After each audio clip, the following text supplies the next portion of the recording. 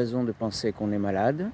J'étais un peu fatigué, je me sentais un peu fatigué, mais je mettais ça sur le boulot ou sur le compte de mon âge. Ou, voilà, je n'avais aucune idée que j'étais porteur d'une maladie mortelle. Philippe, il y a 7 ans, a découvert qu'il souffrait d'une hépatite C à un stade avancé. D'abord soigné dans le sud de la région, il a été pris en charge en 2010 ici, dans le centre expert des hépatites virales d'Aquitaine, et aujourd'hui il est guéri. Grâce à ce nouveau traitement, l'ensemble des malades de notre service qui ont été traités avec ces nouvelles molécules sont guéris, alors qu'auparavant, il avait eu de nombreux autres traitements qui n'avaient pas marché. Je suis guéri, et je le sens. Physiquement, je le sens. L'hépatite conduit à la cirrhose, voire à terme au cancer du foie.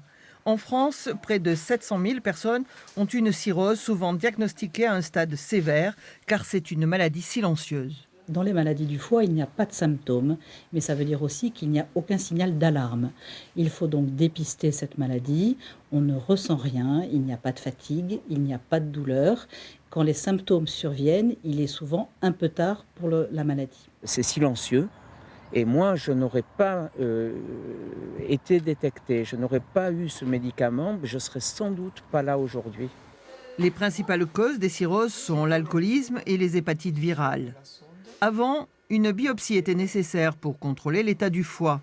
Maintenant, un simple examen non invasif, indolore, permet en quelques minutes de constater l'élasticité de l'organe. Le traitement, qui a guéri Philippe, entre dans une étude de recherche clinique. Tous les 6 mois, il sera médicalement suivi dans le service pour un bilan complet afin de s'assurer de son état de santé.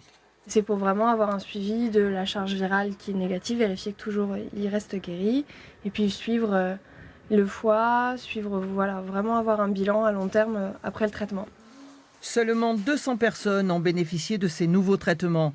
Ces molécules sont plus rapides, plus performantes et les résultats spectaculaires avec près de 100% de guérison. Seul bémol, le prix. 5 fois plus cher que les anciens traitements. Et on en parle avec notre invité, le professeur Victor de Lédingan. Bonjour. Bonjour. Alors c'est un médicament important, mais il coûte cher, on vient de l'entendre. Combien pour un patient?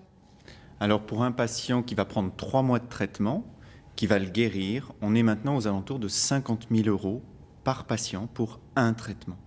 Sachant qu'il y a à peu près 150 000 personnes à traiter en France, ça fait cher. Ça veut dire que c'est à la fois frustrant et pour le médecin et pour le patient parce qu'il y a de l'attente. Exactement. Imaginez que vous êtes malade, le médecin a le médicament, il ne peut pas vous le donner. C'est frustrant pour vous parce que vous pouvez guérir, et puis c'est frustrant pour le médecin qui fait ce métier pour guérir. Donc on espère bien qu'en France, dans les 10 ans qui viennent, on pourra traiter tout le monde, mais il va falloir du temps. Ça veut dire que vous procédez à une sélection? Alors le mot sélection est un peu négatif. On va commencer par les malades les plus urgents, ceux qu'il faut traiter vite, ce qui était le cas du patient qui est dans le reportage. Et puis progressivement, d'année en année, on espère pouvoir traiter les cas les moins graves. Et en tout cas, jamais on ne met en danger la vie du patient. Tous les malades qui doivent être traités cette année auront bien été traités cette année. Alors, ce médicament est très cher et pourtant il fait figure de médicament miracle. Est-ce qu'on peut imaginer un générique? Le générique viendra, mais avant, il va y avoir d'autres médicaments qui vont arriver, aussi efficaces, et comme ils vont arriver après, ils vont être moins chers. Et donc on espère qu'il va y avoir beaucoup plus de médicaments, parce qu'à chaque fois le prix va baisser. Et dès l'an prochain, on pense que le prix va commencer à baisser. Aujourd'hui, on imagine que pour vous, médecin, dire à un patient « vous êtes guéri », c'est formidable? Ça fait 25 ans qu'on attendait de pouvoir dire à tous les malades qui ont une hépatite C « ça y est, vous êtes guéris ». Ça y est, c'est arrivé, 25 ans, et maintenant on guérit tout le monde, c'est formidable. Ça veut dire que pour les autres, que se passe-t-il?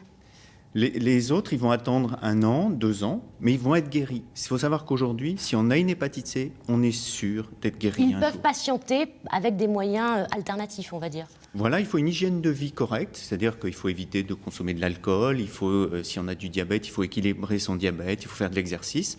Mais s'ils ont une hygiène de vie correcte, ils peuvent attendre le traitement. Merci, professeur, pour ce décryptage donc, sur ce médicament qui guérit des hépatites C. Merci à vous.